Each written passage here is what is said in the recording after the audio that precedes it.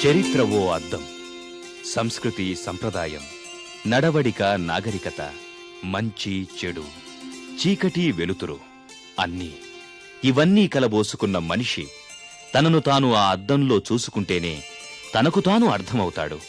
తనేమిటో తెలుసుకున్న మనిషే సాటి మనిషిని తెలుసుకోగలుగుతాడు. ఇలా తెలుసుకోవడానికి, తెలుసుకోలేకపోవడానికి మధ్య మనిషికి మనిషికి నడుమ ఆకర్షణ, కాదంటే ఘర్షణ, మైత్రి లేదా యుద్ధం. వీటికి సాక్ష్యం చరిత్ర. ఆ చరిత్రకు దృశ్యరూప ప్రయత్నమే ఈ ఏకశిల.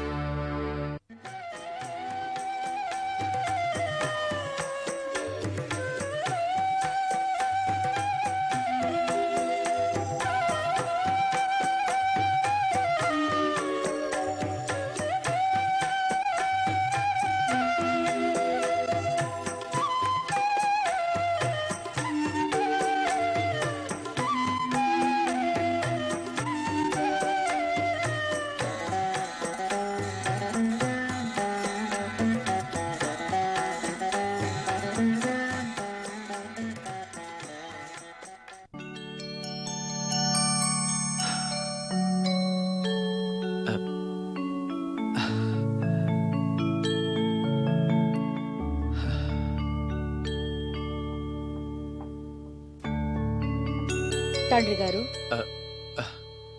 మీ మొహంలో ఆందోళనకి కారణం? ఆందోళన అలాంటిదేమీ లేదే. మభ్యపెట్టకండి. చాలా రోజులుగా చూస్తున్నాను, మీరు దిగులుగా ఉంటున్నారు. అబ్బే, అలాంటిదేమీ లేదమ్మా.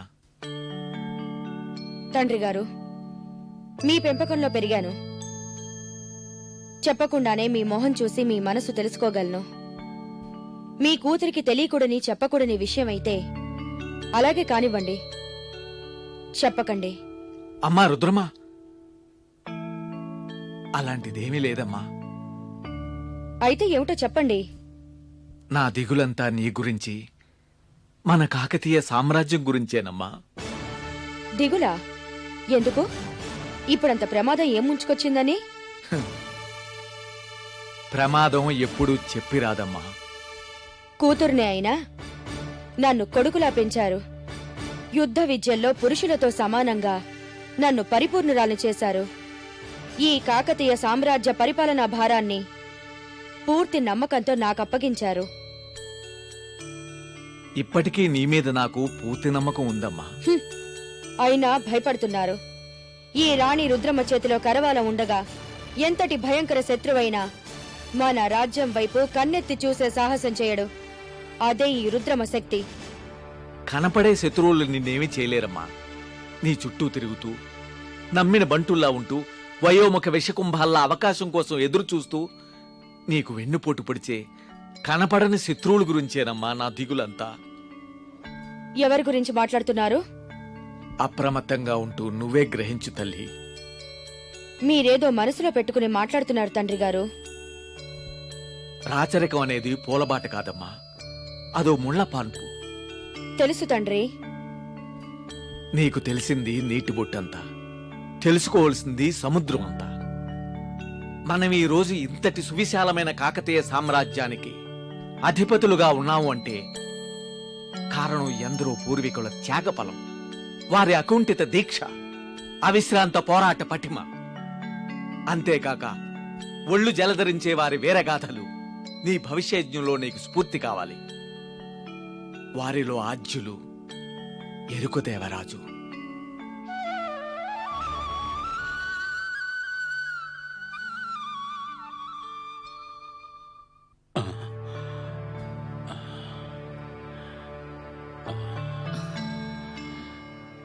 మహారాజా, ఏమిటిది? ఏమిటి కలవరపాటు? గత 4 రోజులుగా ఇదే తీరు. ఏకాంత మందిరం దాటి బయటికి రారు, మనసులో మాట బయటికి చెప్పరు. ఎన్నాళ్ళిలా?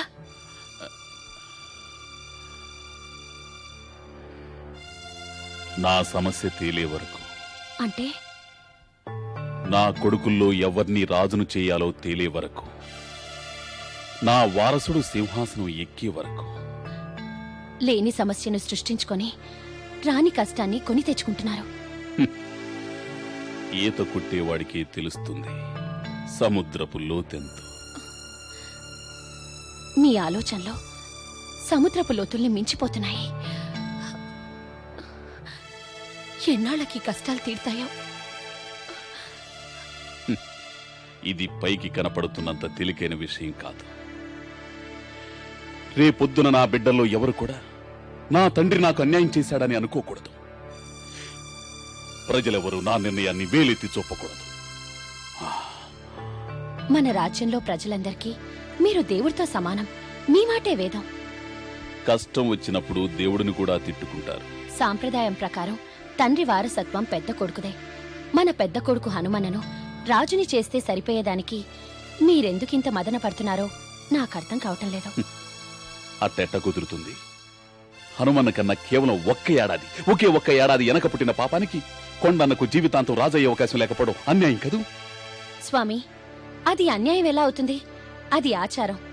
పోనీ మీ మనసొప్పకపోతే మన చిన్నోడు కొండన్ననే రాజుని చెయ్యండి. కాదన్న వాళ్ళెవరు? అడ్డు చెప్పేవాళ్ళెవరు? హనుమన కూడా కాదనడు. నా బిడ్డల సంగతి నాకు బాగా తెలుసు. రతనాలు ఈ తండ్రి మాట ఎన్నటికీ జవదాటరు. అలా అని వాళ్ళ మంచితనాన్ని, వినయ విధేతల్ని ఆసరాగా తీసుకుని వాళ్ళకి అన్యాయం చేయటం పాపం కదా, మహాపాపం.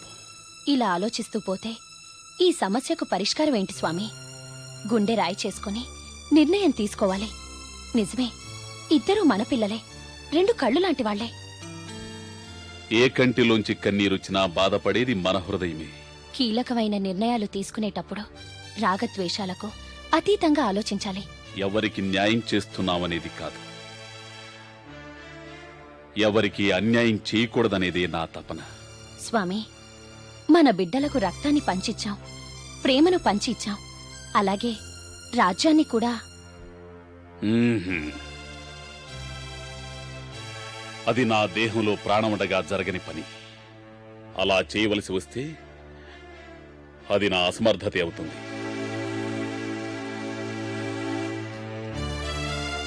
తప్పనిసరి అయితే ఏం చేస్తాం? ఏమిటి తప్పనిసరి దేవమ్మా? నేను నా బిడ్డల కోసం, వాళ్ళ కొడుకుల కోసం రాజ్యాన్ని ముక్కలు చేసుకుంటూ పంచుకుంటూ పోతే చివరికి మిగిలేదేమిటి? మన చేతకానితనాన్ని ప్రజలకు శిక్షగా విధించకూడదు. అది కాదు. అలా గనక చేస్తే మన రాజ్యం ముక్కలైపోవడానికి ఎంతో కాలం పట్టదు. 5 వేళ్లు కలిసి గుప్పిడిగా ఉంటే ఎంతో బలం. ఏ వెలుక వెలిదే పెత్తనమైతే విలువ ఉండదు. మరిప్పుడేం చేద్దామని? ఎవరి అదృష్టాన్ని వాళ్లే పరీక్షించుకుంటారు. ఎవరికి రాజయ్యే అర్హత ఉందో వాళ్లే నిర్ణయించుకుంటారు. నాకర్థం కావటం లేదు.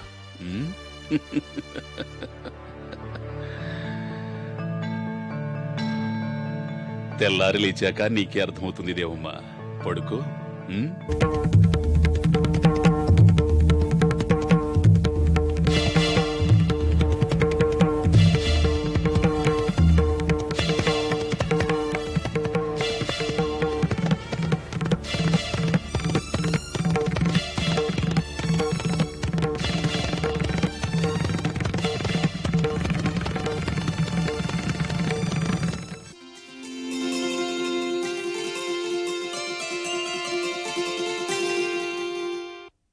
మహారాజా, మీ మనసు మారదా? ఏ విషయంలో? హనుమన్న దొర కొండన్న దొరల మధ్య బలపరీక్ష పెట్టడంలో. అది బాగా ఆలోచించాకే నిర్ణయం తీసుకున్నాను. ఇన్ని రోజులు ఒకరంటే ఒకరు ప్రాణంగా ఉంటూ ఒకే ప్రాణమై జీవిస్తున్న అన్నదమ్ములు సింహాసనం కోసం ఒకరిపై ఒకరు కత్తులు దూసుకోవడం చాలా బాధగా ఉంది మహారాజా. గోవుపాల వంటి వారి మనసుల్లో మనమే విషం చుక్కలు కలుపుతున్నామేమోనని భయంగా ఉంది. ఇది ఎక్కడికి దారితీస్తుందో ఏమో. మంత్రి రాగద్వేషాలకు అతీతంగా నిర్ణయం తీసుకోగలిగేవాడే రాజు. నా వారసుడెవరో నిర్ణయించడానికి ఇంతకంటే వేరే మార్గం లేదు. పోనీ ప్రజాభిప్రాయం తెలుసుకుంటే? ఎవరి అభిప్రాయాలతోనూ నాకు సంబంధం లేదు. ఎవరి అర్హత ఏమిటో ప్రజల ముందు వాళ్లే రుజువు చేసుకుంటారు. అది కాదు మహారాజా. మంత్రి, సరైన నిర్ణయం తీసుకున్నామని మనం అనుకోవడం కాదు, ప్రజలకు కూడా అనిపించాలి. నా బిడ్డలిద్దరిలో రాజయ్య అర్హత ఎవరికుందో ప్రజల ముందే నిర్ణయించబడుతుంది. ఇది నా ఆజ్ఞ. చిత్తం మహారాజా. రేపే బలపరీక్షకు అన్ని ఏర్పాట్లు చేస్తాను. అలాగే కానివ్వండి, పదండి.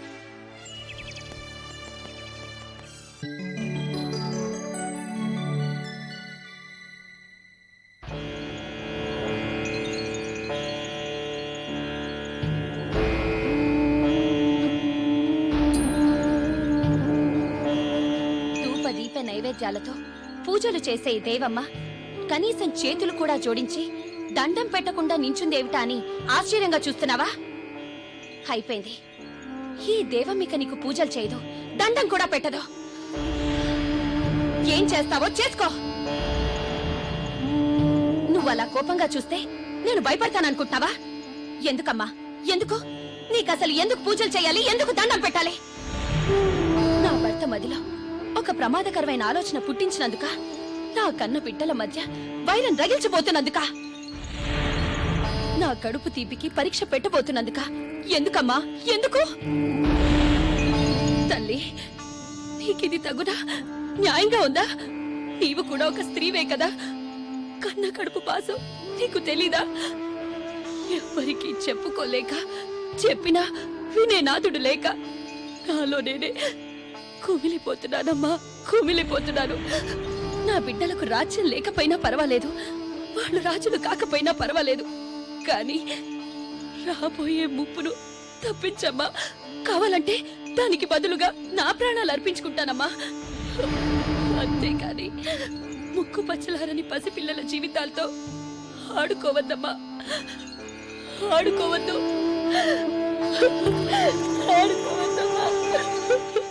అమ్మా, ఏం జరిగిందమ్మా? ఎందుకిలా ఏకాంతంగా బాధపడుతున్నావు? చెప్పమ్మా. చిన్న పిల్లాడు కదా అని నీ తమ్ముడికి నేనేదైనా ప్రత్యేకంగా ఇవ్వపోయినప్పుడు వాడడిగిన మొదటి ప్రశ్న ఏమిటో తెలుసా? అన్నయ్యకి ఇచ్చావా అని. అదయ్యా నీ తమ్ముడికి నీ మీదున్న ప్రేమ, అదయ్యా నీ తమ్ముడికి నీ మీదున్న ఆప్యాయత, అభిమానం. అమ్మా, ఒకే రక్తం పంచుకు పుట్టిన వాళ్ళ మధ్య ఉండాల్సింది ప్రేమానురాగాలు కానీ వైరం కాదు బాబు. ఏ మాట్లాడవే? ఒక్కసారిగా నీ గొంతు మూగపోయిందా? నా బాధేమిటో ఇప్పటికైనా నీకు అర్థమైందా? నా రెండు కళ్ళల్లో ఏ కంటిని పొడుస్తావు? నీ రెండు కళ్లలో ఏ కన్ను కావాలో నువ్వే నిశ్చయించుకున్నప్పుడు నేను చెయ్యాల్సిందల్లా ఒక్కటే, తల్లి ఆజ్ఞ పాటించడం. బాబు, నా ఉద్దేశం అది కాదు. అమ్మా, నేను వివరాలు అడగట్లేదు. నాయనా, నన్ను అపార్థం చేసుకుంటున్నా. లేదమ్మా, తల్లి హృదయాన్ని బాగానే అర్థం చేసుకుంటున్నా. చట్టాలకు, పరిస్థితులకు, రాజాజ్ఞకు బద్ధున్నై ఇలా చెయ్యాల్సి వస్తుందే తప్ప నాలో ఎలాంటి కల్మషం లేదమ్మా. అలా అని కాదు. నీకు నీ చిన్న కొడుకు మీద ఎంత ప్రేమ ఉందో నాకు కూడా నా తమ్ముడి మీద అంతే ప్రేమ ఉందమ్మా.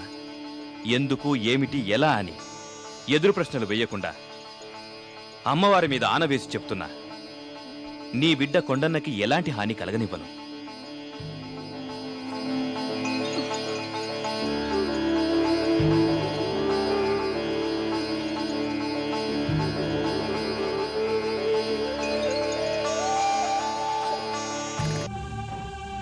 తంత్రిపాల, దేవరా, నీకు అధికారంపై వ్యామోహం లేదా? అమ్మమ్మమ్మమ్మమ్మ, ఎంత మాట! అధికారం మీద వ్యామోహం లేనివాడు ఎవడండి? రాజభోగాల మీద ఆశ లేనివాడు ఎవడంట? అయినా ఇంతకీ తమరు అధికారం గురించి వసించడంలోని ఆ పరమార్థం ఏమిటో? అదే పరమార్థం. ఎన్నో ఏళ్లుగా ఈ రాజ్యానికి సర్వ సైన్యాధ్యక్షుడిగా ఉంటూ ఈ రాజ్యానికి శత్రుపీడ లేకుండా సర్వశక్తులు ఒడ్డి కాపాడుకుంటూ వస్తున్నాను. ఇప్పుడు కాదని కూసిన వారు ఎవరంట? అయినా రాజుగారు కొడుకులకు పట్టం కడితే మనకు మిగిలేదు బూడిదే.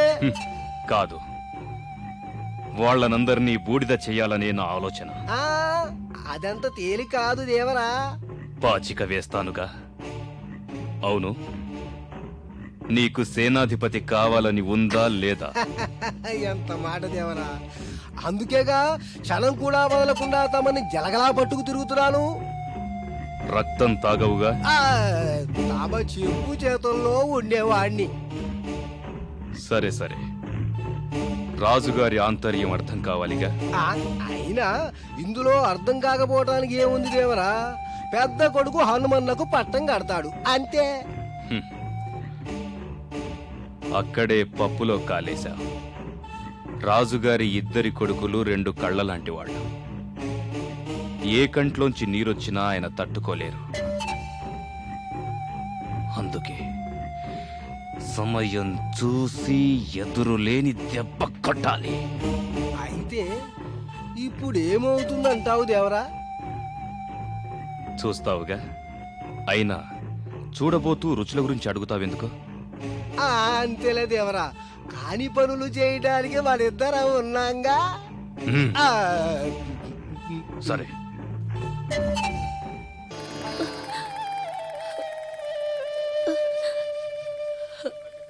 ఏమైందమ్మా?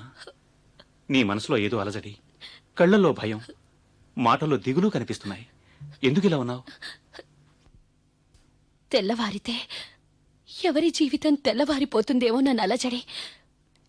స్వార్థం మనసుల్ని కమ్ముకొని ఎలాంటి అనర్థాలకి దారి తీస్తుందేమోనని భయం. ఏమీ చెయ్యలేని నా నిస్సహాయతను తలుచుకొని దిగులుగా ఉంది. మనసులోని భయాలు, అలజళ్ళు జరగాల్సినవి జరగకుండా ఆపలేవు. వెళ్ళి ప్రశాంతంగా పడుకోమ్మా. పిడుగు మీద పడుతుందని తెలిసి ఎలా ప్రశాంతంగా ఉండమంటావయ్యా? పిడుగుకు అడ్డం పడలేనప్పుడు భయపడి లాభమేముంది? నీలో ఎలాంటి దిగులు లేదా? రేపు ఏమవుతుందోనని ఆందోళన కూడా లేదా? లేదమ్మా. కొండనా? నిజంగానా? నిజంగానమ్మా. ఎందుకంత ఆశ్చర్యం? ఆశ్చర్యం కాదు బాబు, భయం. నీలో ఏదో తెలియని తెగింపు కనిపిస్తుంది. గోరు ముద్దలతో గుండె ధైర్యాన్ని నేర్పావు. ఆ ధైర్యం నా కడుపు కోతకి కారణమవుతుందని ఊహించలేక నేర్పాను. అమ్మా, విచిత్రంగా మాట్లాడుతున్నావేంటమ్మా? లేదు బాబు, లేదు. నీ గుండె నిబ్బరమే నాకు విచిత్రంగా ఉంది. అమ్మా, ఎక్కడ నీ ముందరి కాళ్లకు బంధం వేస్తానేమోనని తప్పించుకోవాలనుకుంటున్నావా? నేను ముందే చెప్పాను కదమ్మా, జరగబోయే దాని నుండి ఎవరూ తప్పించుకోలేరని. నీకు రక్త సంబంధం కంటే అధికార దాహమే ఎక్కువ అనిపిస్తోంది. రక్త సంబంధం, అధికారం దేనికదే. ఒకదానికొకటి పొంతం లేదమ్మా. అంటే యుద్ధాన్నే కోరుకుంటున్నావా? ధర్మం గెలవాలి అంటే అధర్మంతో యుద్ధం తప్పదు. అధికారం ఒక్కరికే దక్కాలి అనుకుంటే మరొకరు బాధపడక తప్పదు. నువ్వింకా పసివాడివేమోనని నేను భ్రమపడుతున్నాను.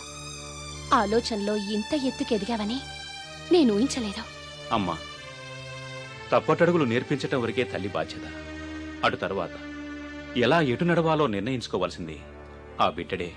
గొప్ప సత్యాన్ని చెప్పి నా కళ్ళు తెరిపించావు బాబు. మాటలు నేర్పించిన అమ్మకే నీతులు చెప్పే అంత గొప్పవాడివైపోయావు. అమ్మా,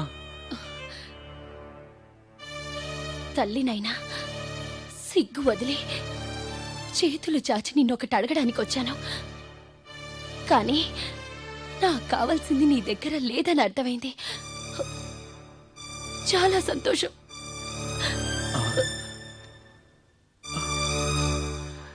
నువ్వు నన్ను కోరబోయేదేమిటో నేను ఊహించానమ్మా.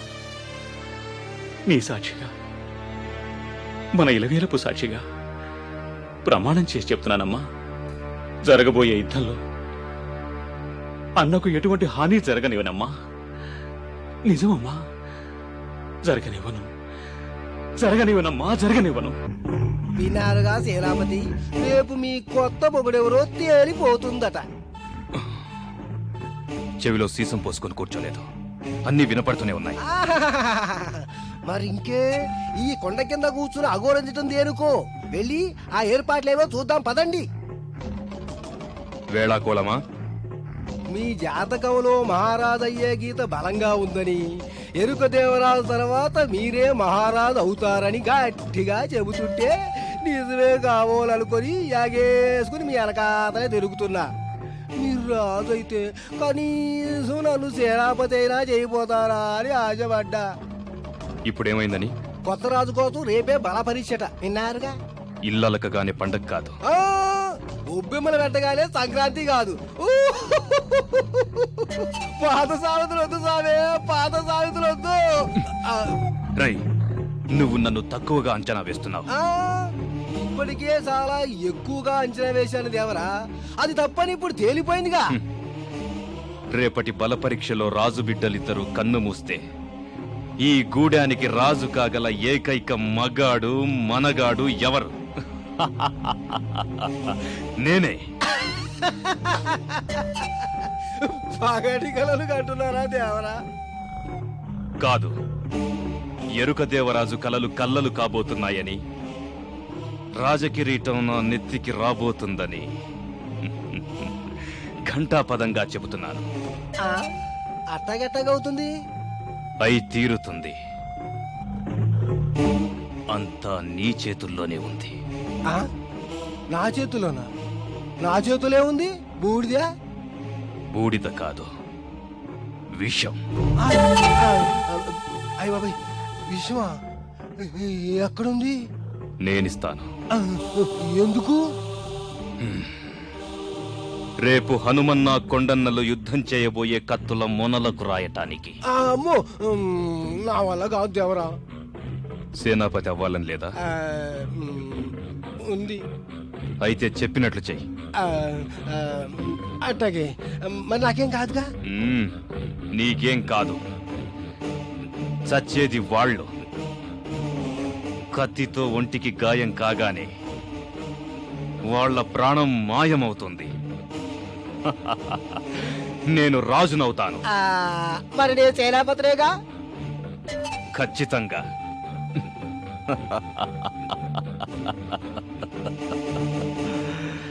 నా మాటంటే మాటే.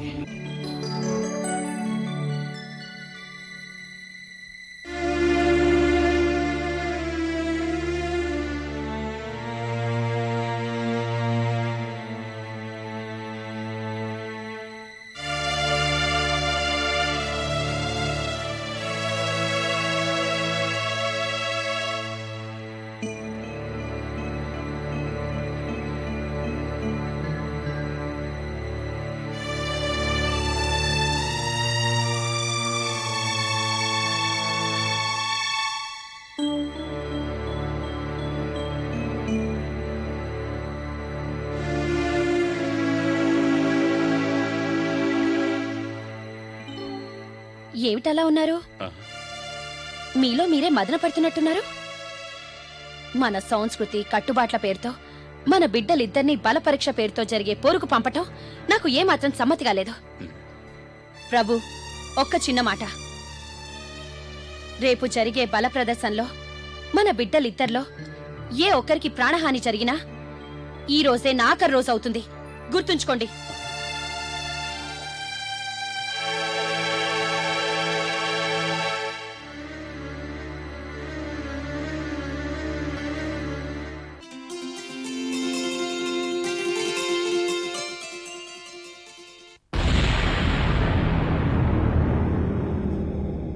ప్రియమైన ప్రజలారా, మన ప్రభువు శ్రీ శ్రీ శ్రీ ఎరుకదేవ మహారాజు గారి పాలనలో మనమంతా సుఖ సంతోషాలతో ఎంతో ప్రశాంతంగా ఉన్నాం. వయోభారం వల్ల ఈ రాజ్యభారాన్ని తన వారసులకిచ్చి విశ్రాంతి తీసుకోవాలని ప్రభువులు అనుకుంటున్నారు. ఆయన ఇద్దరు బిడ్డలు హనుమన్న దొర, కొండన్న దొరలు రత్నాల్లాంటి వాళ్ళు. రాజయ్యే అర్హత ఆ ఇద్దరికీ ఉంది.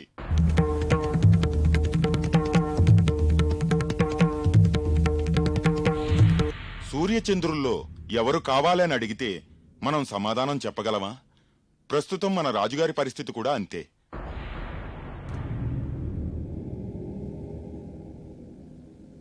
అర్హులైన ఇద్దరిలో సింహాసనం ఎవరికి అప్పగించాలో తేల్చుకోలేక ఎంతో మనోవేదన అనుభవించారు. కాని బలపరీక్ష తప్ప వేరే మార్గం కనిపించలేదు.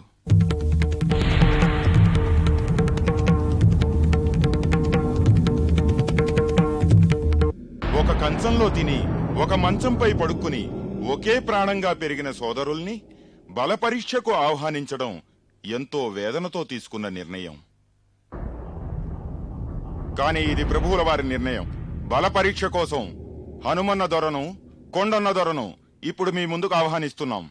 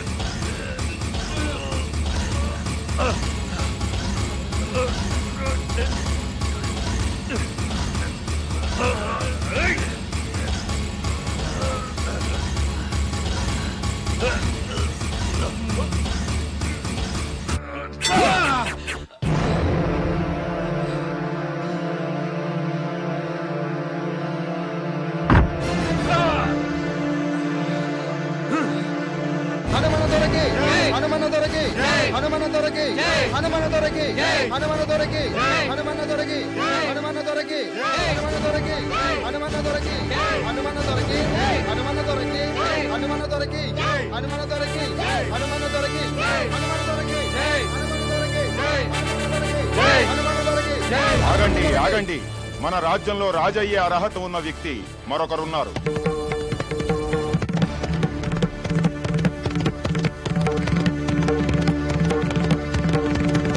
అదే మన సేనాపతి.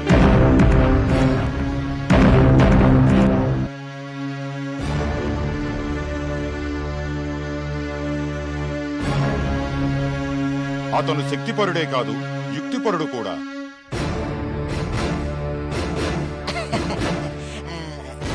హనుమన్న దొర ఈ గూడానికి రాజు కావాలంటే ఈ సేనాధిపతిని ఓడించి అతని కంటే ఎక్కువ శక్తి, నేర్పు ఉన్నాయని నిరూపించుకోవాలి. కాబట్టి వీరిద్దరి మధ్య బలపరీక్షకు అనుమతినివ్వవలసిందిగా రాజుగారిని కోరుతున్నాను. రండి సేనాపతి. రాముడు, హనుమన్న దొర ఆ కత్తిని పక్కన పెట్టి ఈ కత్తిని ఉపయోగించండి.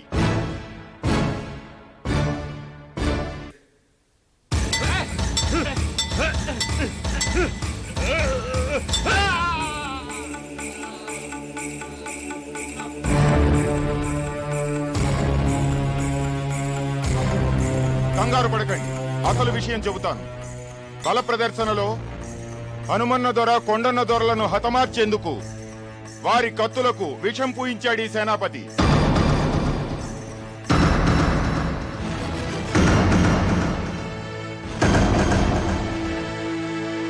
వారిద్దరూ మరణిస్తే తానే రాజవుదామని కలలుగన్నాడు. అతని కుయుక్తి ముందుగా నా చెవిన పడింది. పెద్ద ప్రమాదం తప్పిపోయింది. విషం పూసిన కత్తుల స్థానంలో మామూలు కత్తుల్ని ఉంచాను. కానీ ఇప్పుడు నేను హనుమన్న దొరకిచ్చిన కత్తి మాత్రం విషం పూసిన కత్తే.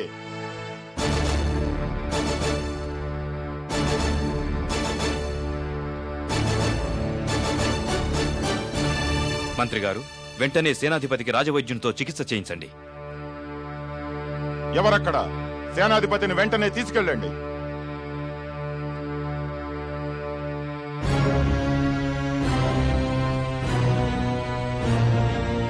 రాజా, ఇంకా ఆలస్యం ఎందుకు? మీ వారసుణ్ణి మీరే ప్రకటించండి.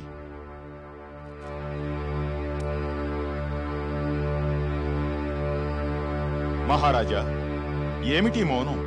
ఏం ఆలోచిస్తున్నారు?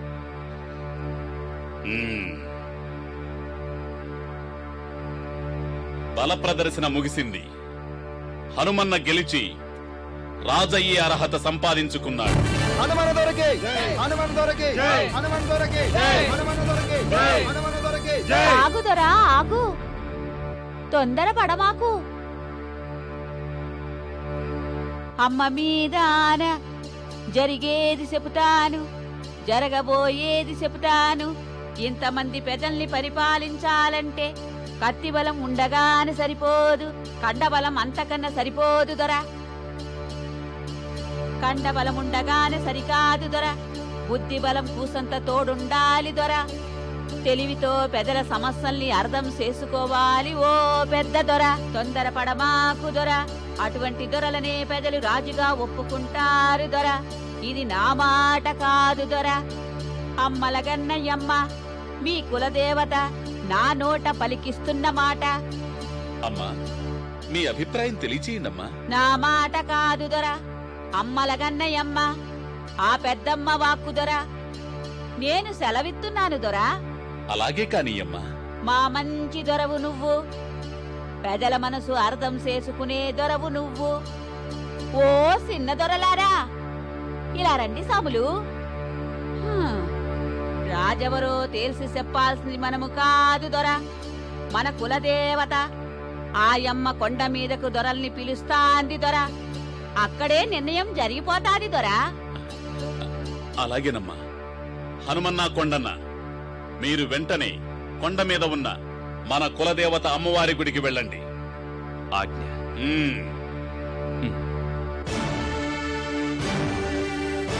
ఆయమ్మ మిమ్మల్ని సల్లంగా చూడాలి దొర.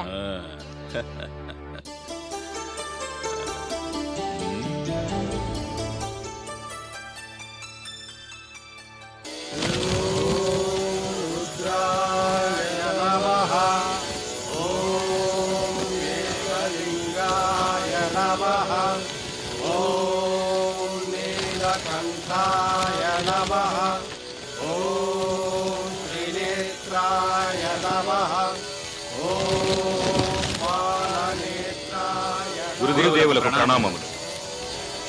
చిరంజీవ చిరంజీవ. ఆ సర్వేశ్వరుడు మిమ్మల్ని చల్లగా కాపాడుతాడు. స్వామి, మీ ఆజ్ఞ కోసం వచ్చాం.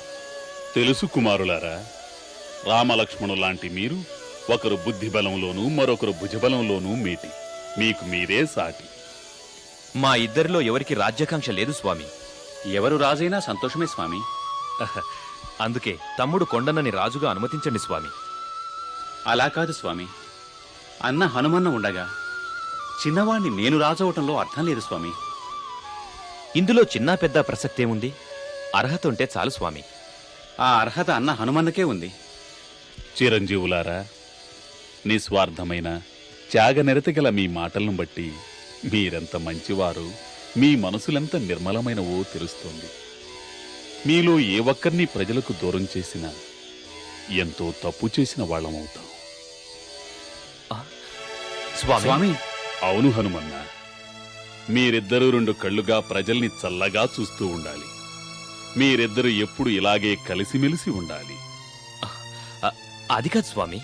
హనుమన్న, నువ్విక్కడే స్థిర నివాసం ఏర్పరచుకుని పరిపాలన సాగించు. ఆజ్ఞ గురుదేవా. మరి కొండన్న? మీ సోదర ప్రేమ నాకు తెలుసుకోండన్నా.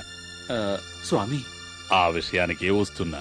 నువ్వు కొండాపురంలోనే ఉంటూ ప్రజల అవసరాలను తీరుస్తూ అన్న హనుమన్నకు చేదోడు వాదోడుగా ఉండు. తమరి ఆజ్ఞ స్వామి. ఆయుష్మాన్ భవ. ఇప్పుడు తృప్తిగా ఉందా దేవి? క్షమించండి స్వామి, బాధలో నోరు జారి అనుకూడని మాటలని మిమ్మల్ని బాధ పెట్టాను. నేను మీ మనసు గ్రహించలేకపోయాను. ఇందులో నీ తప్పేమీ లేదు దేవి. సమస్య అలాంటిది. స్వామి, ఇప్పుడు నా ప్రజలు, నా బిడ్డలు అంతా సంతోషంగా ఉన్నారు. ఇంతకంటే నాకేం కావాలి? పరిష్కారం దొరికే వరకు ప్రతి సమస్య కఠినమైనది. నా బిడ్డలు నాకంటే సమర్థులుగా పేరు తెచ్చుకుంటారు. కొడుకులు తన్ని మించిపోతేనే కదా ఏ తండ్రికైనా ఆనందం. ఉమ్? మరి తల్లి సంగతో? ఆ తండ్రి సంతోషమే తల్లి సంతోషం. ఆ, స్వామి, ఆ. అవును, మన బిడ్డలిద్దరికీ హాని తలపెట్టిన ఆ సేనాపతిని శిక్షించకుండా ఎందుకు వదిలేశారు? ఉమ్, అదే అదే అతనికి పెద్ద శిక్ష. అదేంటి? అవును, తప్పు చేసిన వాణ్ణి శిక్షిస్తే అతనిలో పగ, ప్రతీకారం, కసి పెరిగిపోతాయి. అది ఎంతటి దారుణానికైనా దారితీయవచ్చు. అదే క్షమించి వదిలిస్తే అతనిలో పశ్చాత్తాపం కలుగుతుంది. మంచి మనిషిగా మారడానికి అవకాశం ఏర్పడుతుంది. నిజమే, నేనంత దూరం ఆలోచించలేకపోయాను.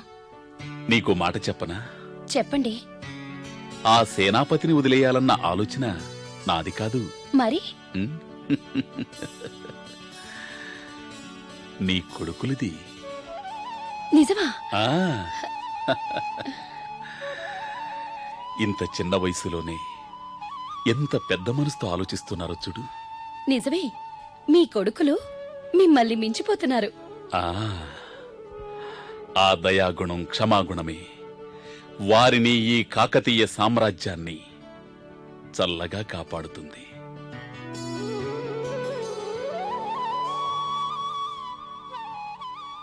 ఓం నమః శివాయ.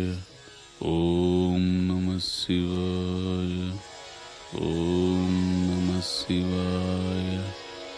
ఓం నమః శివాయ. ఓం నమః శివాయ. ఓం నమః శివాయ. ఓం నమః శివాయ. ఓం నమః శివాయ. ఓం నమః స్వామి, శివాయ. స్వామి, రక్షించండి, రక్షించండి. ఎవరిది? జాగ్రత్తమ్మా. అక్కడ పరుండబెట్టండి. జాగ్రత్త.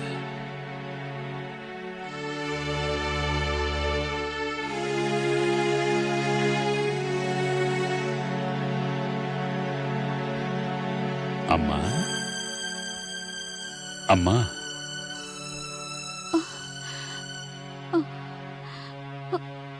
స్వామి, స్వామి, ఏ దిక్కు లేనిదాన్ని స్వామి, నన్ను రక్షించండి స్వామి. మా ఆశ్రమంలోకి అడుగు పెట్టావు. దేనికి భయపడనవసరం లేదమ్మా. నిశ్చింతగా ఉండు. నీవెవరవు? నీకొచ్చిన కష్టమేమిటి? నా పేరు సిరియాల దేవి. నా భర్త మంత్రకూటమిరాజు సోమేశ్వరుడు. ఒక దేశానికి రాణివై ఉండి శరణు కోరుతూ మా ఆశ్రమానికి రావలసిన అవసరమేమొచ్చిందమ్మా? అంతా నా దురదృష్టం స్వామి. అకస్మాత్తుగా కటకాధీసుడైన రాజబల్లహుడు మా రాజ్యంపై దండెత్తి ఓడించాడు. మా కుటుంబంలో అందరం చెట్టుకొకరం పుట్టుకొకరంగా అయిపోయాం. ఎవరెక్కడున్నారో, బతికున్నారో లేదో కూడా తెలియదు స్వామి. అయ్యో, నిండు గర్భిణివి, నీకెన్ని కష్టాలొచ్చాయమ్మా. మీరు దయదలిచి ఆశ్రయం ఇవ్వకపోతే నాకు ఆత్మహత్య శరణ్యం. దిగులు పడకమ్మా. నువ్వున్నది శత్రువునైనా క్షమించే కాకతీయ రాజ్యంలో. ఇక్కడ నీకెటువంటి లోటు రాదమ్మా. లోహితాస్య, ఆజ్ఞ గురువర్య. ఈ మాతను నీతో తోడ్కొని రాజా హనుమన్న వద్దకు తీసుకువెళ్ళి ఆశ్రయం ఇవ్వవలసిందిగా నేను చెప్పానని చెప్పు. అలాగే మునీంద్ర. వెళ్ళిరా అమ్మా. అలాగే స్వామి.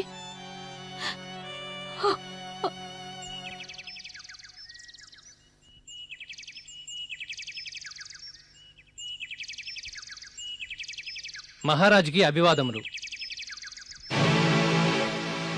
చెప్పు లోహితాస్య, ఏదో పని మీద వచ్చినట్లున్నావు. ఈమె మంత్రకూటమి రాజు పట్టమహిషి శత్రుదేశాలు దండయాత్ర చేయడంతో దేశం విడిచి పారిపోయి ఆశ్రయం కోరుతూ సిద్ధాశ్రమానికి వేంచేశారు.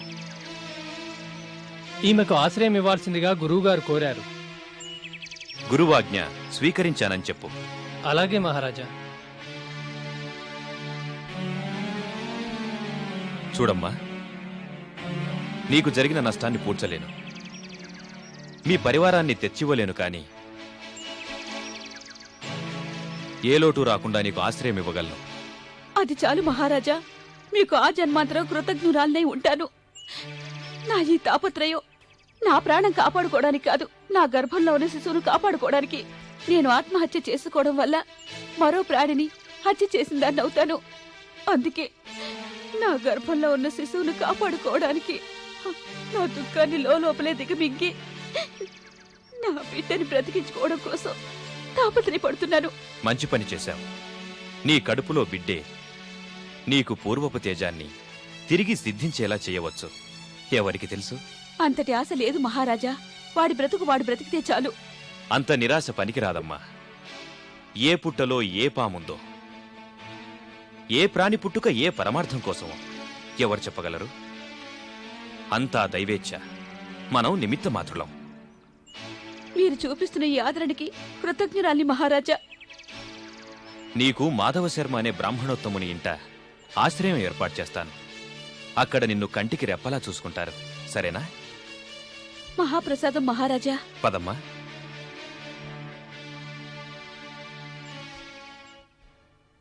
రాజ్యం సంపాదించుకోవడం కాదు, దాన్ని కాపాడుకోవడం ఎంత కష్టమో తెలుస్తోంది.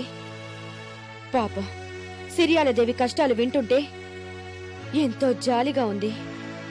జాలిపడటం కాదమ్మా, గర్భశిశువును రక్షించుకోవడానికి ఆమె పడ్డ కష్టాలను శ్రమను చూసి ఒక స్త్రీగా గర్వపడాలి. మీరు చెప్పింది నిజమే తండ్రి గారు. ప్రజల యోగక్షేమాలే పరమార్థంగా భావించి మన పూర్వీకుల చరిత్ర చెప్తున్నారు. మహారాణి రుద్రమదేవికి అభివాదములు. తండ్రి గారు మన్నించండి. వేగు సమాచారం తెచ్చాడు. నేను మళ్ళీ వచ్చి కలుస్తాను. మీరు విశ్రాంతి తీసుకోండి.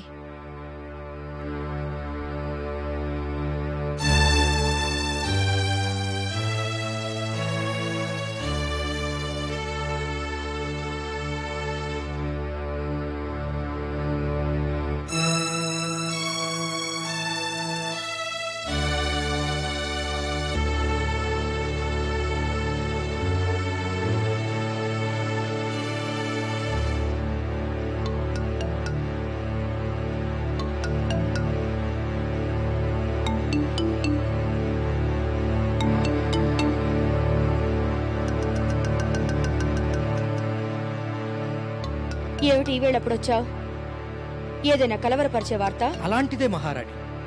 మన శత్రువులందరూ ఒక్కటవుతున్నారని, మనపై దాడికి కుట్ర పన్నుతున్నారని అనుమానంగా ఉంది. గాలి కూగే గడ్డిపోచలు. ఆ గాలినే బంధించాలనుకోవడం తెలివి తక్కువతనం. ఆ బలహీనులు మనకి ప్రమాదకరం అనుకోవడం మీ అమాయకత్వం. నిర్లక్ష్యం ప్రమాదకరం మహారాణి. నేటి గడ్డిపోచలే రేపు ఇనపూచలు కావచ్చు. ఇప్పుడేమంటావు? రాబోయే ప్రమాదాన్ని ముందుగా తెలుసుకోగలిగితే సగం ప్రమాదం తప్పినట్టే. అదే నిజమే. ఇంతకీ ప్రమాదం ఎక్కడా?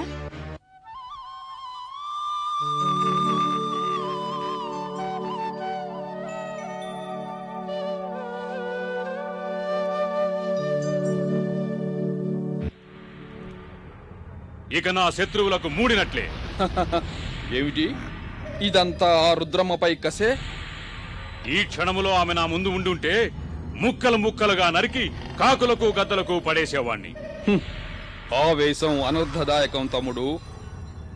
కాస్త ఆవేశాన్ని తగ్గించి గుర్రాన్ని కట్టేస్తే శత్రువుని దెబ్బ కొట్టే మార్గం ఆలోచించొచ్చు.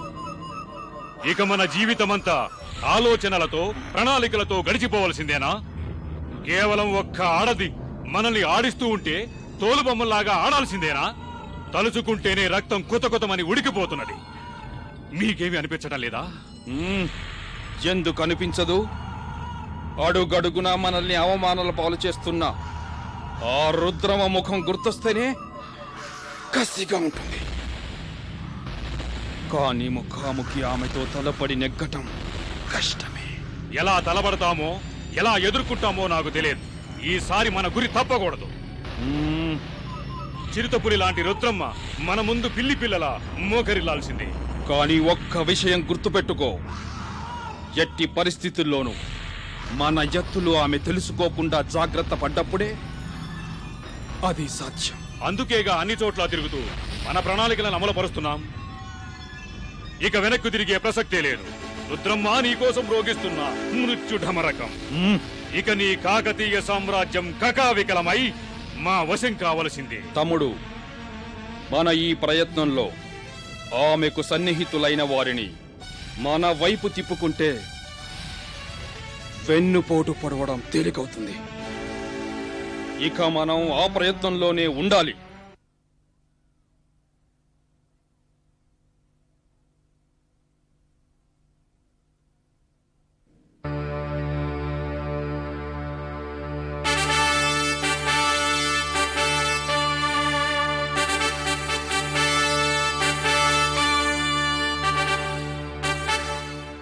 తండ్రి గారు, రామ్మా, నీకోసమే ఎదురు చూస్తున్నాను. విశ్రమించారా తండ్రి గారు? నీకు కథ చెబుతుంటేనే నాకు విశ్రాంతమ్మా. ఎంతవరకు చెప్పానో గుర్తుందా? సిరియాల దేవిని మాధవ శర్మ అనే బ్రాహ్మణోత్తముని ఆశ్రమంలో ఉంచుతానని హనుమన్న అనడం వరకు చెప్పారు. ఆ తర్వాత ఏమైంది తండ్రి గారు? నెలలు నిండిన సిరియాలదేవి ఒక మగబిడ్డకు జన్మనిచ్చింది. ఆ బిడ్డకు మాధవవర్మ అని నామకరణం చేశారు. శైవముని ఆశీర్వాదంతో, కిరాతరాజుల యుద్ధ శిక్షణతో పెరిగి పెద్దవాడయ్యాడు మాధవవర్మ. ఒకరోజు అడవిలో మాధవవర్మపైకి పులి లంఘించగా రక్షించే ప్రయత్నంలో కొండన గాయపడ్డాడు. ఆ తర్వాత మరణించాడు. అయ్యో, ఆశ్రయం ఇచ్చి ఆదుకున్న పుణ్యానికి మృత్యువు కొండననే బలి తీసుకుందా? లలాట లిఖితాన్ని ఎవ్వరూ తప్పించలేరమ్మా. లక్ష్మణుడు లాంటి తమ్ముడి మరణం హనుమన్నను కృంగదీసుంటుందే. అలా ఇలా కాదమ్మా. తమ్ముడి మరణం హనుమన్నకు జీవితం మీదే విరక్తి కలిగేలా చేసింది. దేని మీద మనసు నిలపలేకపోయేవాడు. వైరాగ్యం చుట్టుముట్టి రాజ్యాన్ని మాధవవర్మకు అప్పగించి అడవిదారి పట్టాడు. గర్భంలోనే అంతం కావలసిన మాధవవర్మ కాకతీయ సామ్రాజ్యానికే రాజయ్యాడు అంటే ఎంతటి అదృష్టం! ధర్మరాజుకు ప్రత్యేకగా రాజ్యాన్ని పరిపాలిస్తున్న మాధవవర్మ జీవితాన్ని ఒక అనుకోని సంఘటన దెబ్బతీసింది. ఏమిటది? తన రాజ్యంలో ప్రజల కష్ట సుఖాలను తెలుసుకోవడం కోసం ఒంటరిగా గుర్రం మీద బయలుదేరాడు. ఒకరోజు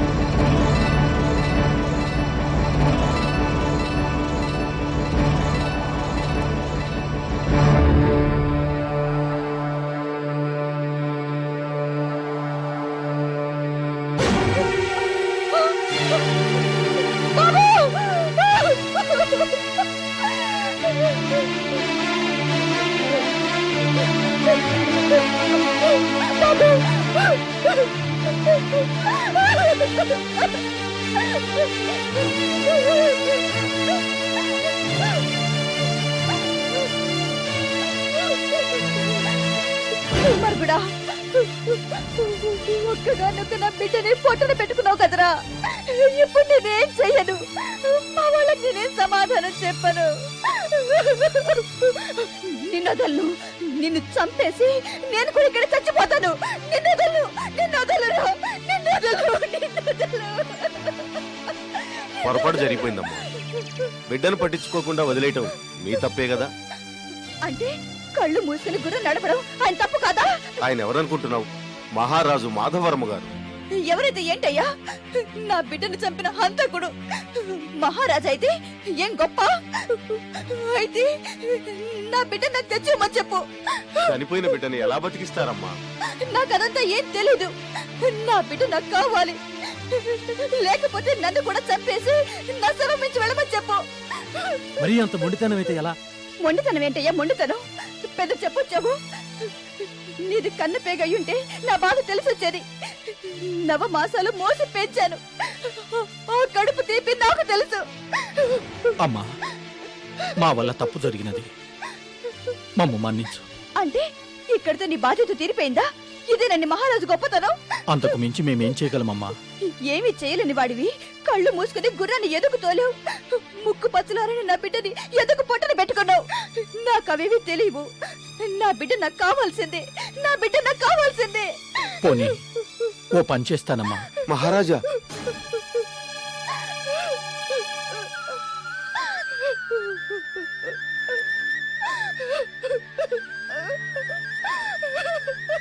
మాకు కూడా మీ కొడుకు వయసున్న ఒక బిడ్డడున్నాడు.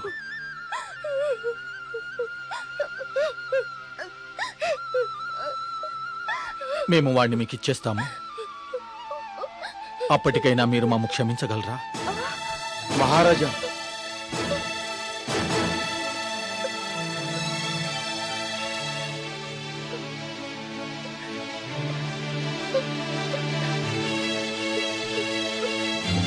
మా నిర్ణయానికి తిరుగులేదు.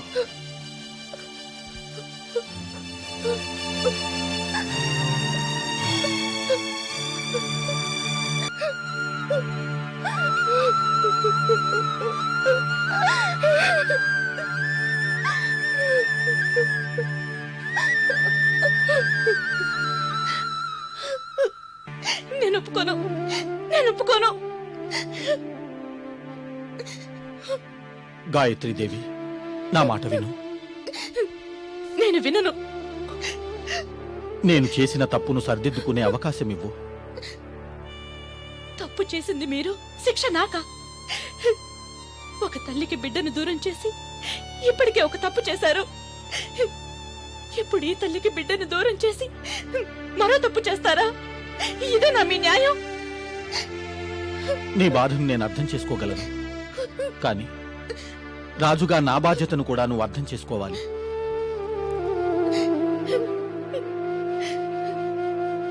నేను స్వార్థపర్రాలండి. ఎవరి గురించి ఆలోచించే గొప్పతనం, మంచితనం నాలో లేవండి. దయచేసి ఇక్కడి నుంచి వెళ్ళిపోండి.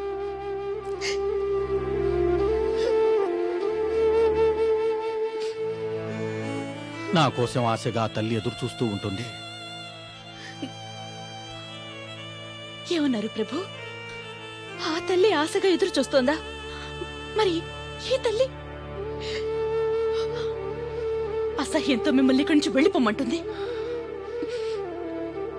మేమక్కడ మాటిచ్చొచ్చాం. నాకు దాంతో సంబంధం లేదు. మా పట్టపురానికి ఆ హక్కులే కాదు, కొన్ని బాధ్యతలు కూడా ఉంటాయి. కాదన్నంత మాత్రాన సరిపోదు. ఏమిటి ప్రభు ఇదంతా? ఏమిటి నాకే పరీక్ష? ఇంతకంటే ఒక్కసారి నా ప్రాణం తీసేయండి. గాయత్రీదేవి, బిడ్డనివ్వడం మాకు సంతోషకరం కాదు, కానీ తప్పదు. ఏమీ చెయ్యలేని పరిస్థితి. దయచేసి పరిస్థితిని అర్థం చేసుకొని మాకు సహకరించండి. నా బిడ్డను అడగడం తప్ప ఏమైనా చెప్పండి, చేస్తాను. ఇదే మీ ఆఖరి మాట? అవును.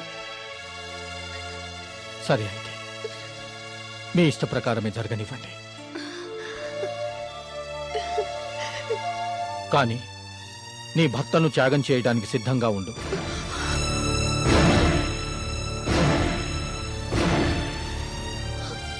ఏంటి ప్రభు, ఏంటి మీరంటుంది? కేవలం ఒక మాధవవర్మగా మేమిచ్చిన మాట తప్పి ఉంటే ఎలా ప్రతిస్పందించేవాడినో మాకు తెలీదు. కాని ఈ కాకతీయ సామ్రాజ్యాధీశుడిగా ఇచ్చిన మాట నిలబెట్టుకోలేని మేము ప్రాణాలతో ఉండడంలో అర్థం లేదు. తప్పదు గాయత్రీదేవి. ఒకటి కావాలి అనుకుంటే మరొక దాన్ని వదులుకోక తప్పదు. ఇది బెదిరింపు కాదు, తప్పించుకోలేని వాస్తవం. ప్రభు, ఇంతసేపు అడవిలో నా కోసం ఎదురు చూస్తున్న ఆ తల్లి కాళ్లపై పడి మాట నిలబెట్టుకోలేని నా అసమర్థతను క్షమించమని ప్రాధేయపడి నేనక్కడికక్కడే ప్రాణత్యాగం చేస్తాను. ప్రభు, ఏమిటి అశుభ మాటలు? ఏమిటి ప్రభు, ఎందుకింత తీవ్రమైన నిర్ణయాలు తీసుకున్నారు?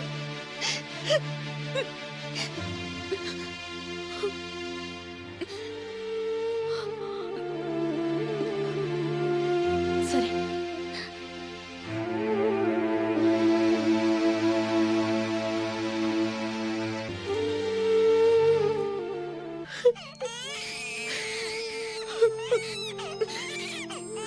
చూడండి చూడండి ప్రభు, ముక్కు పచ్చలారని పసిబిడ్డని చూడండి.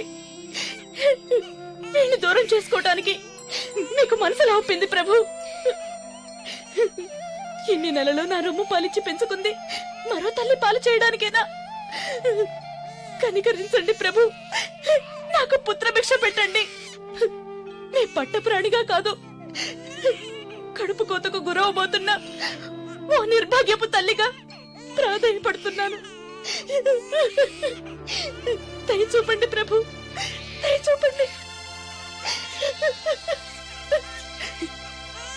ఎక్కడికి ప్రభు, ఎక్కడికి ప్రభు? నీ బిడ్డను నీ దగ్గరే ఉంచుకో. కృతజ్ఞురాల్ని ప్రభు, కృతజ్ఞురాల్ని. నాకు ఈ వరం చాలు, ఈ జన్మకి అదృష్టం చాలు.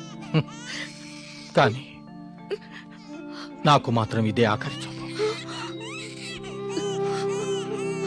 ప్రభు, దేవుడిచ్చిన కడుపు తీపి చంపుకోలేక, పేగు బంధం తెంచుకోలేక మిమ్మల్ని ప్రాధేయపడుతున్నాను. నా కన్నీళ్లు కూడా రాతలాంటి మీ గుండెను కరిగించలేదు. కన్న బిడ్డ కోసం పసుపు కుంకాల్ని వదులుకునేంత త్యాగ గుణం నాకు లేదు, నాకు లేదు ప్రభు, నాకు లేదు. తీసుకెళ్ళండి, తీసుకెళ్ళండి.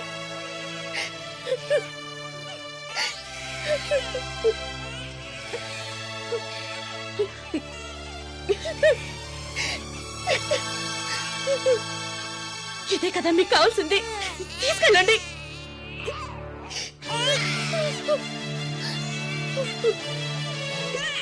మీ రక్తం పంచుకు పుట్టిన బిడ్డను తీసుకెళ్ళండి, ఏమైనా చేసుకోండి, మీ ఇష్టం. నేను అడ్డు చెప్పను, నేను అడ్డు చెప్పను.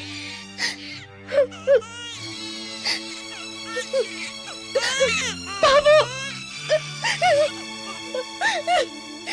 బాబు,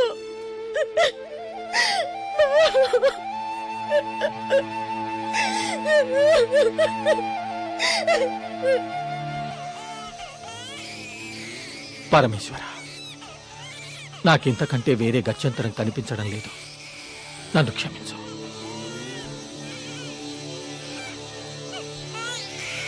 మహారాజా, మీరు తొందరపడుతున్నారు. మీరు చేస్తున్న పని మీకు న్యాయంగా అనిపిస్తోందా?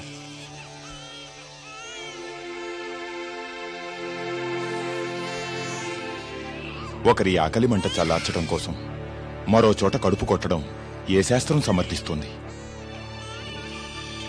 ఒక మంత్రిగా మహారాజు చేసే పనిని ప్రశ్నించే అధికారం నాకు లేదు. కానీ ఎన్నో ఏళ్లుగా మీ వంశంతో ముడిపడ్డ అనుబంధం ఈ ఘోరాన్ని చూస్తూ మౌనంగా ఉండలేకపోతుంది. మాట్లాడండి మహారాజా, నోరు తెరిచి ఒక్క మాట మాట్లాడండి. ఈ మౌనాన్ని భరించలేకుండా ఉన్నాను. నా బిడ్డ నా ఇష్టం, మధ్యలో అడ్డు చెప్పే హక్కు నీకు లేదు అని పక్కకు తోసేయండి మహారాజా. మాట్లాడను. పసుపు కుంకాల కోసం తన కన్న పేగుల్ని మీ చేతికి లంచంగా ఇచ్చి గుండె పగిలేలా ఏడుస్తున్న ఆ కన్న తల్లి రోదనను నా చెవుల పడకుండా 2 చెవులు మూసేసుకుంటాను. మంత్రివర్య, మనం మాట్లాడుకోవడానికి ఇది అనువైన సమయం కాదు. మహారాజా, మహారాజా, ఈ సమయం దాటితే మనం మాట్లాడుకోవడానికి ఏమీ మిగలదు. మహారాజా, నా మాట వినండి. అడవిలో మీకోసం ఎదురు చూస్తున్న ఆ తల్లికి నేను నచ్చ చెబుతాను. మరో విధంగా నష్టపరిహారం చెల్లించేలా ఏర్పాటు చేస్తాను. నాకుగా నేను ఆమెకు మాటిచ్చాను. ఆ సమయంలో ఆమె బాధను చూడలేక ఆ మాటనుంటారు. అదేం శిలాశాసనం కాదు మహారాజా. ఇది కాకతీయ వంశ ప్రతిష్టకు సంబంధించిన విషయం. అవును, నా బాధ కూడా అదే. ఈ బిడ్డను తీసుకెళ్లడం వల్ల ఒక తల్లికి అన్యాయం చేసిన వాళ్ళవుతారు. కాకతీయ వంశానికి, ఈ రాజ్య ప్రజలకు కూడా అన్యాయం చేస్తున్నారు మహారాజా. ఏమిటి మీరంటున్నది?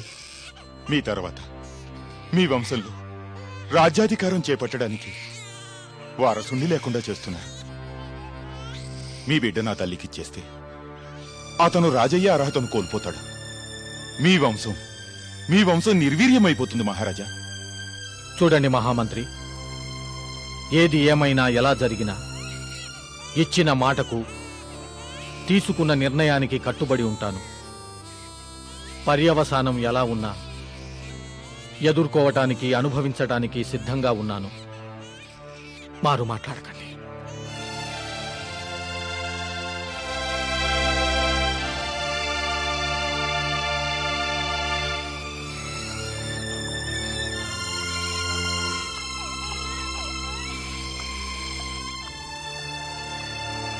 మహారాజా, మహారాజా,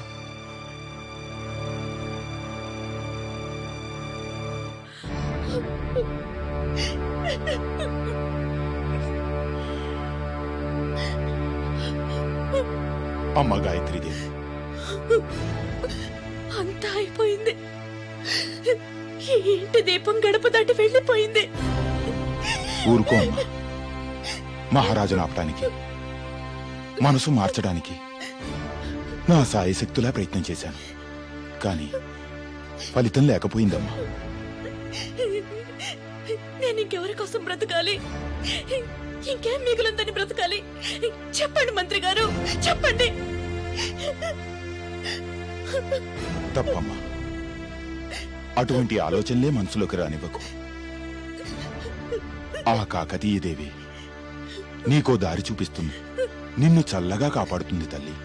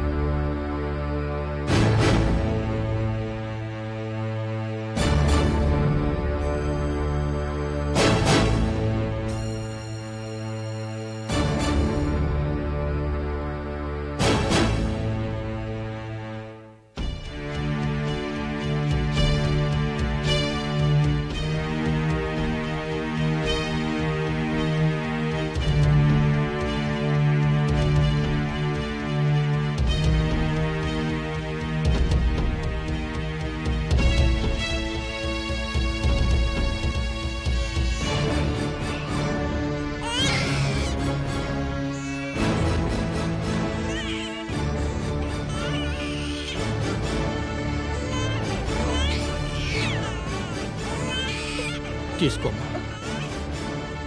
అయిష్టంగా దానం ఇవ్వకూడదు. ఇది దానం కాదు, పరిహారం. నా పాప పరిహారం. మనస్ఫూర్తిగా ఇస్తున్నారా? లేదు, నీకిచ్చిన మాట ప్రకారం ఇస్తున్నాను. తీసుకో. ఒకసారి నా చేతికిచ్చాక ఈ బిడ్డపై మీకెటువంటి అధికారం ఉండదు.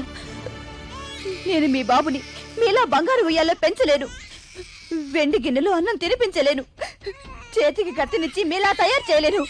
తెలుసు, ఈ విషయంలో నాకిక సంబంధం లేదు. వీడు నీ బిడ్డే.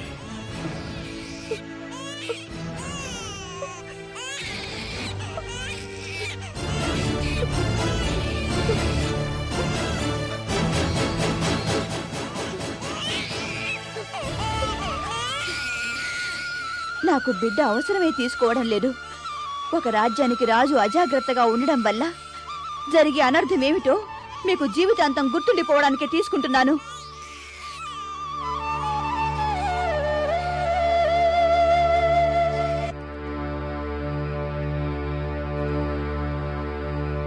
అలసిపోయినట్టున్నారు, కాసేపు విశ్రాంతి తీసుకోండి. నేను మళ్ళీ వస్తాను. లేదమ్మా, పర్వాలేదు, నన్ను పూర్తి చేయనివ్వు. తప్పకుండా చేద్దురుగాని నా మాట విని ఓ గడియ విశ్రమించండి. ఈ వయసులో ఎక్కువ అలసట మీరు భరించలేరు. రుద్రమా, సరే అలాగే కానివ్వు.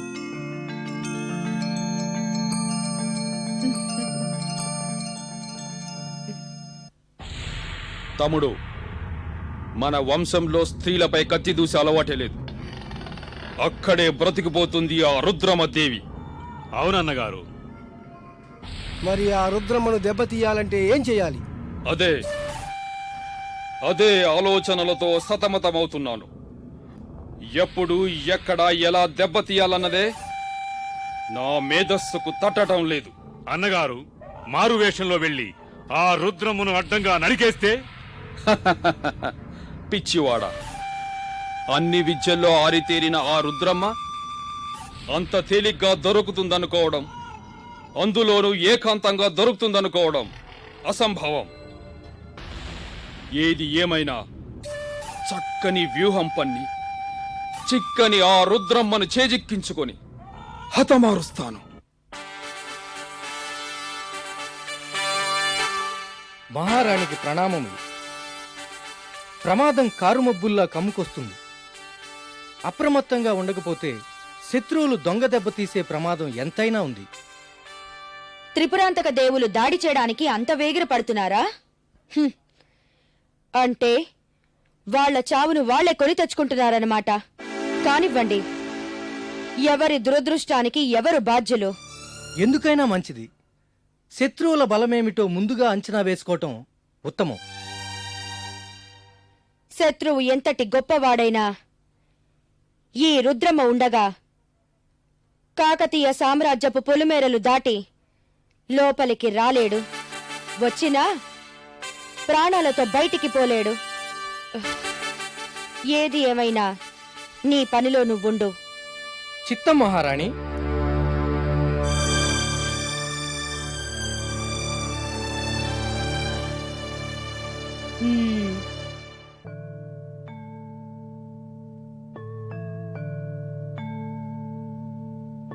తండ్రి గారు,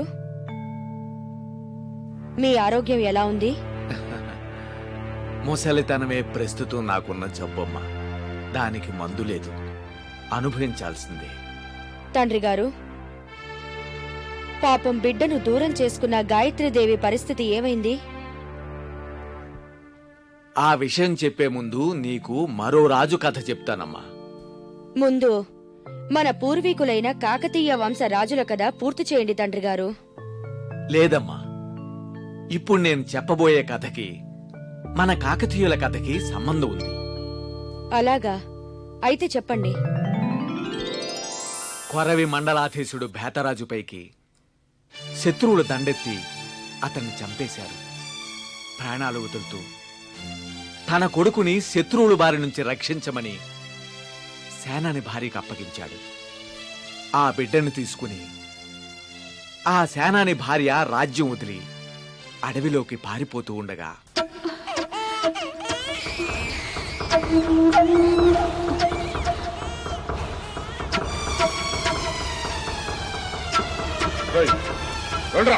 పట్టుకోండి, నడవండి, తొందరగా నడవండి.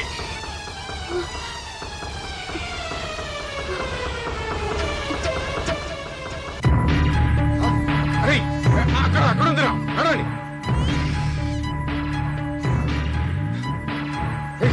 తొందరగా నడవండి రా.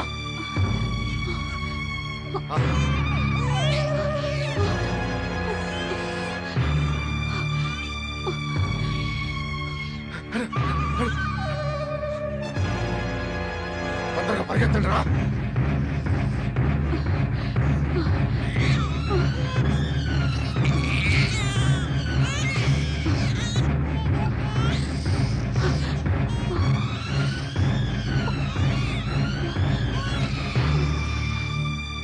మీరు అటు ఎత్తకండి.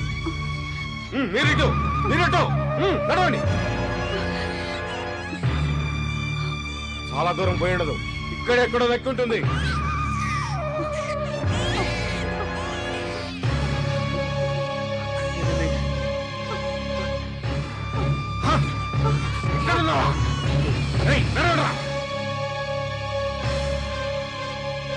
వాడు మన చేతి చిక్కాల్సిందే. నడండి తొందరగా.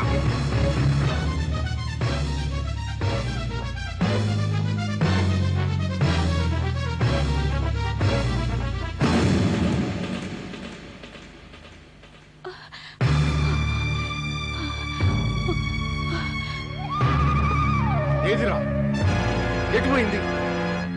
ఇటే వచ్చింది కదా, మళ్ళీ వెతుకు తప్పదండి.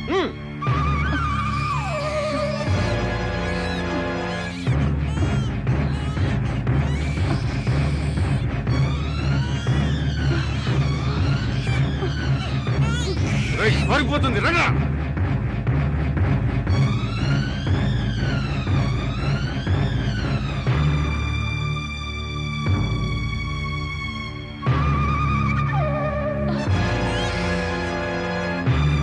రండ్రా.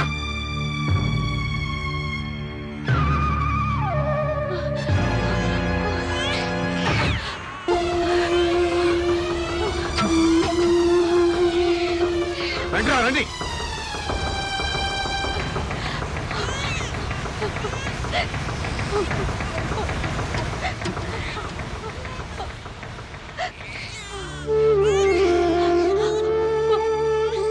భగవంతుడా, వీడిని నువ్వే రక్షించు.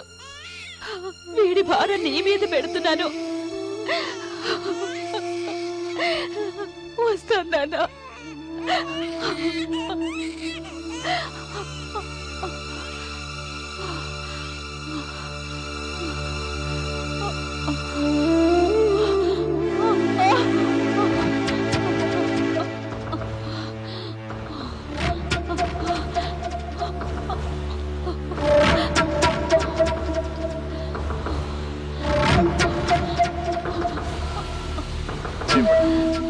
నిన్నేమీ చెయ్యం.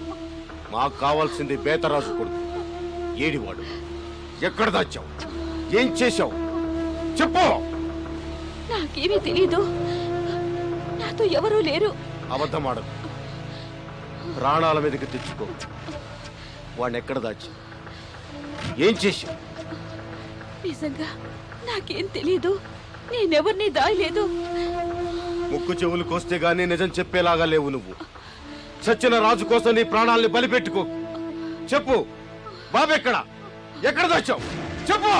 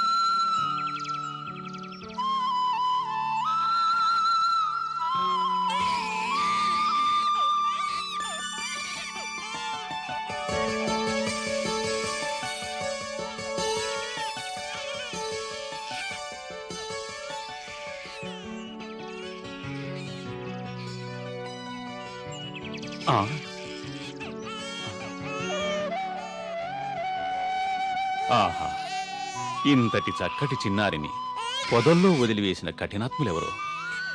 బాబు ముఖంలో రాజసం ఉట్టిపడుతుంది. ఎవరో కాని మహర్జాతకుడు. గురుదేవా గురుదేవా గురుదేవా గురుదేవా, అక్కడ ఓ స్త్రీ శవం పడి ఉంది. స్త్రీ శవమా? పదండి చూద్దాం.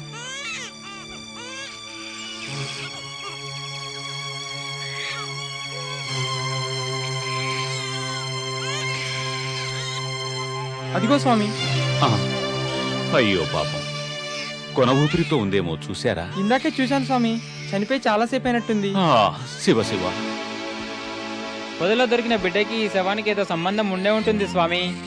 అవును, ఖచ్చితంగా ఇతను ఏ రాచబిడ్డడో అయి ఉంటాడు. విధి వెక్కరించి అడవిలో పాలైనట్టున్నారు. ఇప్పుడు ఏం చేద్దాం స్వామి? ఆశ్రమానికి తీసుకువెళదాం. ఏం చేయాలో అక్కడ ఆలోచిద్దాం. పదండి.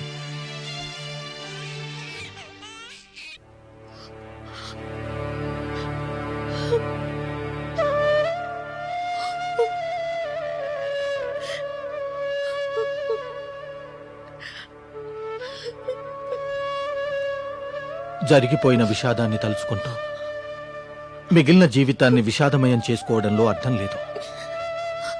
నేను బ్రతికున్న శవాన్ని, హృదయం లేని జీవాన్ని. గాయత్రీదేవి,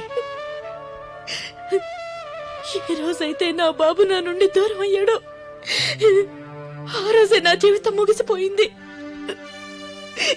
వాడికి మనకు రుణం తీరిపోయింది గాయత్రి. అందుకే వాడు మనకు దూరం అయిపోయాడు. ప్రభు, నాతో చిన్న కోరిక తీరుస్తారా? చెప్పు గాయత్రి. కాదనరు కదూ? ఏం కోరినా నెరవేరుస్తాను. అడుగు గాయత్రి. ఎందుకా సందేహం? నాకొక్కసారి నా బాబుని చూపిస్తారా? గాయత్రి, ఏదడిగినా నెరవేరుస్తానన్నారు. మాట తప్పకూడదు. అది కాదు గాయత్రి.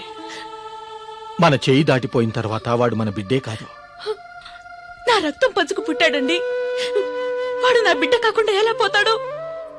చూడు, మనం వాడికి కనపడటం వల్ల, వాడు మన బిడ్డ అని తెలియటం వల్ల ఎన్ని అనర్థాలొస్తాయో తెలుసా? పోనీ వాడికి కనపడకుండా దూరంగా చాటుగా ఉండి చూస్తానండి. అందుకని ఒప్పుకుంటారా? మనది కాని దానిపై ఆపేక్షను పెంచుకోవడంలో అర్థం లేదు గాయత్రి. వాస్తవానికి అనుగుణంగా జీవితాన్ని, పద్ధతుల్ని, ఆలోచనల్ని మార్చుకోవాలి. అడగకూడదు అనుకుంటూనే అడిగాను. మీ మనసు మారుంటుందేమోనని ఆశపడ్డాను. ఓం నమ శివాయ. మునీంద్రులకు స్వాగతం. ఇష్టకామ్యాభ్య సిద్ధిరస్తు. మునీంద్ర, తమరొచ్చిన కార్యమేదో సెలవివ్వండి. మా గురువర్యులు శైవ మునీంద్రులు మహారాజు గారికి వర్తమానం పంపియున్నారు. మేము రాజుగారి దర్శనార్థమై వచ్చి ఉన్నాము. కార్యార్థి అయి వచ్చిన మీకు రాజదర్శనం తప్పక లభిస్తుంది. దయచేయండి. మహారాజా, సిద్ధాశ్రమం నుండి మీకోసం శైవముని శిష్యులు కలవడానికొచ్చారు. మునీశ్వరులకు ప్రణామాలు. కాకతీయ సామ్రాజ్యాధీశులు శ్రీ శ్రీ శ్రీ మాధవవర్మ గారికి శైవముని ఆశీస్సులు. సెలవివ్వండి మునీంద్ర. శైవముని వెంటనే మిమ్మల్ని కలవాలనుకుంటున్నారు. అలాగే, మేం వెంటనే బయలుదేరుతున్నాం. ఏర్పాట్లు చేయండి మంత్రివర్య. చిత్తం మహారాజా. ఓం సహనావవతు. సహనౌ భునక్తు. సహ వీర్యం కరవావహై. తేజస్వినావధీతమస్తు. మా విద్విషావహై. ఓం శాంతి శాంతి శాంతి. ఓం శాంతి శాంతి శాంతి. గురువర్యులకు ప్రణామాలు. సుఖీ భవ సుఖీ భవ. నాయనలారా, మీరు వెళ్ళండి. మీకోసమే ఎదురు చూస్తున్నాను. సెలవివ్వండి గురుదేవా. శివుడాజ్ఞ లేనిదే చీమైనా కొట్టదు. ఆ పరమేశ్వరుడి అనుజ్ఞ లేనిదే ఏమీ జరగదని మా దృఢ నమ్మకం. ఏమంటారు మహారాజా? అందులో సందేహమేమున్నది గురువర్య? కడుపున పుట్టిన బిడ్డ దురదృష్టవశాత్తు మరో ఇంట పెరుగుతున్నాడు. రాజ్యభారం మోయవలసిన వాడికి నెత్తిన కట్టెల భారం మోస్తూ బ్రతకాల్సిన అగత్యం ఏర్పడింది. మీకా వారసు లేరు. ఈ కాకతీయ సామ్రాజ్యం మీ తదనంతరం ఏమైపోతుందా అని ఆలోచిస్తున్నారు కదూ?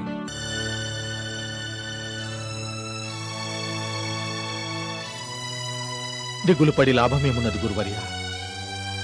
చరాచర జగత్తును సృష్టించి తలరాతలు రాసే బ్రహ్మదేవుడి గీతను కాదని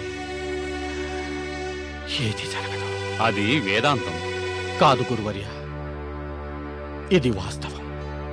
నా ద్వారా ఆ పరమేశ్వరుడు మీ వంశానికి, ఈ రాజ్యానికి మేలు కలిగేలా ఓ మంచి పని చేయబోతున్నాడు. అంతకన్నా సంతోషమేమున్నది గురువర్య? సెలవివ్వండి. నీకో వారసుణ్ణి ప్రసాదించబోతున్నాడు. గురుదేవా, ఈ రోజు అడవిలో వెళుతుండగా గుమ్మడి పొదలో పండంటి మగబిడ్డ దొరికాడు. దొరికాడా? అవును. ఏ తల్లి కన్న బిడ్డడో తెలియదు కాని అతని ముఖంలో రాజవచ్చస్సు తాండవిస్తుంది. ఖచ్చితంగా అతను ఏ రాచబిడ్డడో అయింటాడు. మీకు అభ్యంతరం లేకపోతే మీ దంపతులు ఆ శిశువును పెంచుకుంటే బాగుంటుందని మేము ఆశపడుతున్నాం. ఆజ్ఞ శిరసావహిస్తాను. మీ ద్వారా ఆ పరమేశ్వరుడు మాకు ప్రసాదించిన వరంగా భావించి తమ ఆజ్ఞకు బద్ధుడని ఆ శిశువును మా కన్నబిడ్డలా పెంచుకుంటాను. అమ్మా భరణి, ఆ శిశువునిలా తీసుకురామ్మా.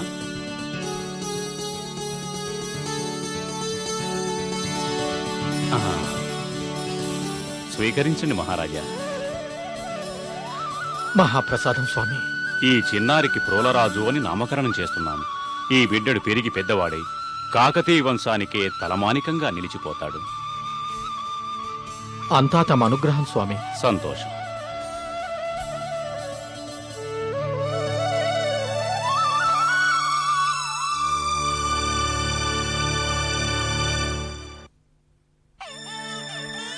గాయత్రి, గాయత్రి, నా బాబుని తీసుకొచ్చారా? నా బంగారు కొండను తిరిగి తీసుకొచ్చారా బాబు? గాయత్రి దేవి, ఈ చిన్నారి మన బిడ్డడే. కాదు, మన బిడ్డ కాదు. ఎవరో బిడ్డను తీసుకొచ్చి నన్ను మోసం చేయాలని చూస్తున్నారు. మరో తల్లికిచ్చేసిన మన బిడ్డ మళ్ళీ తిరిగొస్తాడని ఆశపడుతూ నీ మనసును నువ్వే మోసం చేసుకుంటున్నావు. చూడు గాయత్రీదేవి, ఒక్కసారి వీడి ముఖం చూడు. వీడు ఆ పరమేశ్వరుడు ప్రసాదించిన వరం. శైవమునికి గుమ్మడి పొదలో దొరికిన బిడ్డ. కన్న బిడ్డలా పెంచుకోమంటూ వీడిని మనకు ప్రసాదించారు. ఎవరి కన్న బిడ్డనో నా కన్న బిడ్డ అనుకు నేను పెంచలేను. నా వల్ల కాదు. చూడు గాయత్రి, మన బాబుని తీసుకున్న ఆ తల్లి కూడా ఇప్పుడు అక్కడ నీలాగే ఆలోచిస్తూ ఉంటే అక్కడ మన బాబు ఎలా ఉంటాడో ఒక్కసారి ఆలోచించు. ప్రభు, భగవంతుడు ప్రసాదించిన ఈ బిడ్డను సొంత బిడ్డలా చూసుకో. అప్పుడక్కడ నీ బిడ్డ కూడా సంతోషంగా ఉంటాడు. శైవమునిచే ప్రోలరాజుగా నామకరణం చేయబడ్డ ఈ బిడ్డ నా తదనంతరం ఈ కాకతీయ సామ్రాజ్యానికి కాబోయే మహారాజు. ఆ విధంగా మాధవవర్మ గాయత్రీదేవి సంరక్షణలో పెరిగిన ప్రోలరాజు కాలగమనంలో కాకతీయ ప్రోలరాజుగా పేరు తెచ్చుకున్నాడు. ప్రోలరాజు తర్వాత వచ్చిన రాజుల సంగతి ఏమిటి తండ్రి? ఆయన తరువాత ప్రోలరాజు పుత్రుడు మా తండ్రిగారైన రుద్రదేవుడు కాకతీయ రాజ్యాన్ని పరిపాలించారు. ఆయన హయాంలోనే కాకతీయ సామ్రాజ్య వైభవం అంబరాన్ని తాకింది. మన రాజధానిని ఓరుగల్లుకు ఎవరు మార్చారు? మన కులదేవత కాకతీదేవి రుద్రదేవుల వారి కలలో కనిపించి రాజధానిని ఓరుగల్లుకు మార్చమని చెప్పింది. అయితే ఎటువంటి శ్రమ లేకుండానే మా తాతగారు రుద్రమదేవుల వారి నుండి మీరు వారసత్వం పొందారన్నమాట. మ్మ్హ్. అంత తేలిగ్గా ఈ సింహాసనం నాకు దొరకలేదమ్మా. మరి మా తండ్రి గారు వృద్ధాప్యంలోకి అడుగుపెట్టిన సమయంలో యాదవరాజు కన్ను ఓరుగల్లు మీద పడింది. మా తండ్రిని జయించి నన్ను మా పినతండ్రి మహదేవరాజును బందీలుగా పట్టుకున్నాడు. తప్పించుకునే ప్రయత్నంలో పినతండ్రి మరణించాడు. దేవగిరి చెరసాల్లోనే నా యవ్వనం అంతా గడిచిపోయింది. ఏమిటి అన్ని కష్టాలు పడ్డారా? అవునమ్మా, ఎంతో కష్టపడి చెరసాల నుంచి తప్పించుకుని నా వాళ్ళందరినీ కూడగట్టుకుని తిరిగి కాకతీయ సామ్రాజ్యాన్ని కైవసం చేసుకున్నాను. ఇంతమంది మా పూర్వీకులు తమ రక్తాన్ని చిందించి సంరక్షిస్తూ వస్తున్నా ఈ కాకతీయ సామ్రాజ్య పరిరక్షణ భారాన్ని ప్రస్తుతం నా చేతుల్లో పెట్టబోతున్నారా తండ్రి? మన కులదేవత కాకతీదేవి ఆనగా చెప్తున్నాను, నా తండ్రి తాతల ధైర్య సాహసాలు, త్యాగాలు, గొప్పతనం స్ఫూర్తిగా ఈ కాకతీయ సామ్రాజ్యాన్ని సుభిక్షంగా పాలిస్తాను.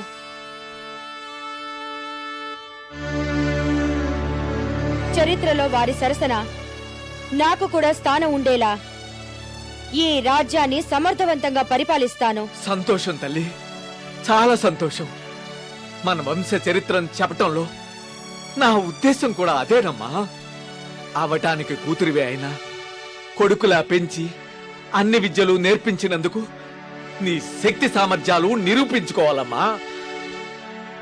అలాగే తండ్రి గారు. మన కీర్తి ప్రతిష్టలు చూసి అసూయ పడుతున్న త్రిపురాంతక దేవులు మనపై దొంగ దాడికి సన్నాహాలు చేస్తున్నారని తెలిసింది. ఇక ఏమాత్రం సంశయించను. శత్రువులని మట్టి కరిపించి తీరుతాను.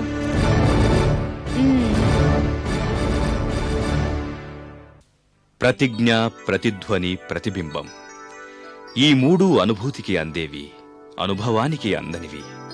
అందుకే మనం ముందే అనుకున్నాం, చరిత్ర ఓ అద్దం అని.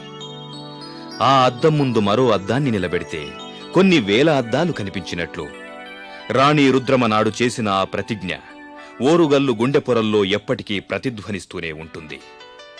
అడవి తల్లి ఒడిలో కాకతీదేవి ఆశీస్సులు దక్కించుకున్న అన్నదమ్ముల అనుబంధంతో మొదలైన కాకతీయుల కథ, సేనాని భార్య త్యాగంతో మలుపు తిరిగి గణపతి దేవుడి కొలువులో కొలువుదీరి స్త్రీశక్తికి రక్తతిలకం దిద్దిన రాణి రుద్రమ పాలనలో నడుం బిగించి నడక సాగించి రణభూమిలో ఖడ్గాన్ని ఝళిపించి దుష్టవర్గాన్ని కడతేర్చి కాలంతో పోటీపడి ప్రతాపరుద్రుడి కనుసన్నల్లో సేదదీరింది.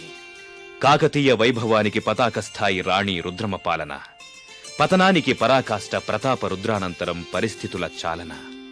మనం నిలబడినంతసేపే ప్రతిబింబం, మనకు వినిపించినంతసేపే ప్రతిధ్వని, మనకు కనిపించినంతసేపే ప్రాభవం. ఒక చీకటితో ఒక ఉదయం, ఒక ఉదయంతో ఒక అస్తమయం ఇలా కలగలిసిపోతుండగా కాలం కెంజాయ రంగులో కన్న కల, ధరిత్రికి చరిత్ర ప్రసాదించిన ఈ ఏకశిల